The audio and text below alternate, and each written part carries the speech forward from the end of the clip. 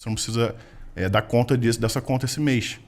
Do tamanho da preocupação que você Sim. tinha em relação ao quanto seu pai trabalhava. Sim. E o que aconteceu na sua casa com relação a você dizer que você perdeu a sua casa para o tráfico? Então, antes era um pouquinho... Antes disso, de eu me tornar cantor, a gente morava nessa favela chamada Tavares de Bastos. E o tráfico foi crescendo, tomou uma proporção muito grande. E a nossa casa era uma das casas que era umas residências muito antigas lá, umas construções antigas. Então ela não era uma casa boa, mas era uma casa razoavelmente grande para o local. Então, como era no morro, o terreno é íngreme, tinha um porão grande. Tá. Em determinado momento, quando o tráfico cresceu muito, meu pai começou a reparar algumas coisas estranhas no terreno de casa. E teve um dia que ele reparou muita bagunça, muito barulho, ele desceu. Meu pai, na época, andava armado, ele estava querendo fazer alguma coisa para entrar para a polícia e tal. Graças a Deus não entrou. Ele colecionava armas, me ensinava a atirar desde criança. E aí ele percebeu isso, foi armado lá fora no nosso terreno, encontrou no porão alguns traficantes e um estoque gigantesco de arma e cocaína e maconha na nossa casa. Os caras estavam usando a sua casa para esconder droga e arma. Porque a nossa casa era numa esquina, então ali era um recuo rápido e se desse batida de polícia, ninguém ia procurar nas casas residenciais que moram pessoas há muitos anos. Procurava mais lá onde eles estavam. Então era um ponto estratégico do tráfico esconder as coisas. Meu pai, como era morador, conhecia todo mundo ali, ele nasceu ali. Ele conversou com os caras, né? Lógico, não foi uma conversa tão calma, mas conversou, não agrediu, não fez nada e pediu para os caras se retirar. Explicou, pô, aqui é uma casa de família, aqui a gente mora há muitos anos e papapá. Tirou os caras e ele ficou ali na porta meio que conversando com alguns vizinhos que perceberam a movimentação. Daí os caras voltaram com mais 10, 15 homens. Puta, velho.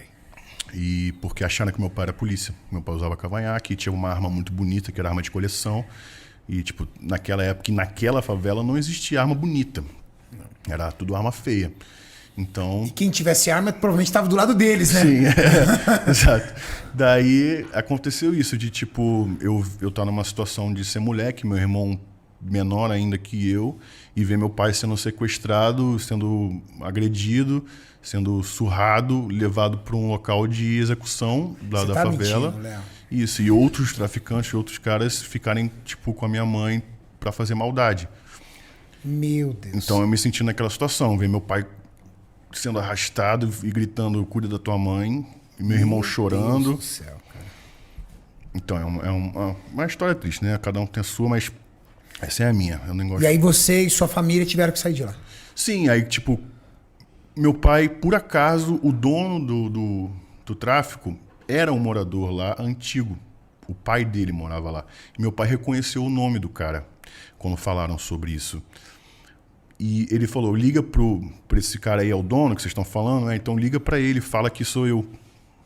Com o Aurelinho e tal, não sei o que, ele vai saber, eu sou amigo do pai dele. Ligaram, o cara falou, peraí que eu vou aí reconhecer o cara. Ele desceu e reconheceu meu pai. Aí ele falou, não, pode liberar, é morador, não é polícia e tudo mais e tal. Aí liberou. Você não ia matar? Meu pai tava com, pelo menos, ele falou, pelo menos 5 pistolas apontadas pra cabeça dele o tempo inteiro. Assim, a qualquer hora alguém podia ter disparado.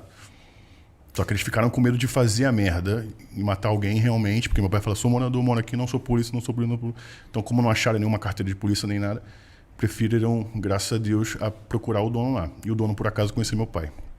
Então, meu pai se livrou dessa. Mas quando meu pai voltou pra casa, o cara falou, relaxa, a gente vai tirar isso tudo daí e nunca mais vai acontecer. Só que meu pai falou, cara, desculpa, eu amo você, sua família, mas você tem 20 anos. O cara tinha 20 anos, era o dono do tráfico lá. Hoje é você, amanhã não é você. Eu não tenho como confiar na sua palavra, porque amanhã pode ser outro cara que não me conhece e eu vou estar morto ali onde eu estava. O filho do amigo do seu pai, né? É. Puta merda. E ele morreu poucos meses depois, esse cara.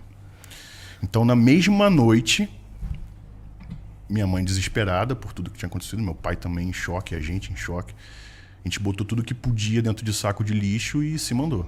Aí os primeiros 2 dias a gente dormiu no carro e no terceiro dia a gente conseguiu ir lá pra academia do meu padrinho no Catete, onde ele tinha um kitnet do lado da academia, que ele guardava para guardar bagunça. Ele deu uma limpada e a gente ficou morando de favor no kitnet. Pai A mãe, E os 2 filhos. 2 filhos. Era um cômodo menor que esse daqui, com Isso que eu banheiro, cozinha e cama no chão. num kitnet. Kitnet. Caraca. Aí dali a nossa vida começou do zero de novo. Do zero. Aí seu pai foi ali, aí alugou alguma coisa. A Aí gente ficou um tempo lá, ele começou a se reestruturar, começou a trabalhar mais do que ele nunca trabalhou. E a gente conseguiu alugar uma casa na Tijuca. E graças a Deus, meu Deus cuidou tanto do meu pai que ele conseguiu fazer mais dinheiro do que ele fazia antes. E a gente alugou um apartamento 2 quartos na Tijuca e ele conseguiu botar a gente num colégio particular. Puta merda, seu pai é um herói, hein, cara. Meu pai é um herói. Puta merda. Aí dali, graças a Deus, a gente não passou mais nenhum tipo de perrengue, apesar de estar morando na Tijuca, que também é um bairro meio estranho com esse lance de favela. A gente morava na boca do Turano ali, no Chacrinha.